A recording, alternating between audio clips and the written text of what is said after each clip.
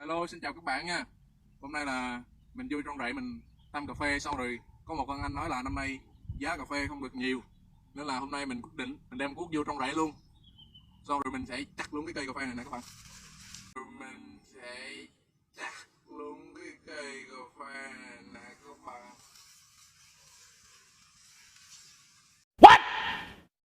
Chặt luôn rồi mấy khu này mình chặt hết luôn, xong mình trồng sầu riêng. Nghe nói sầu riêng một cây là 1 triệu lần á, một cây là 1 triệu lần á. Wow. Nên hôm nay mình sẽ chặt luôn cái cây cà phê này. Vỗ tay, vỗ tay, vỗ tay. Vỗ tay.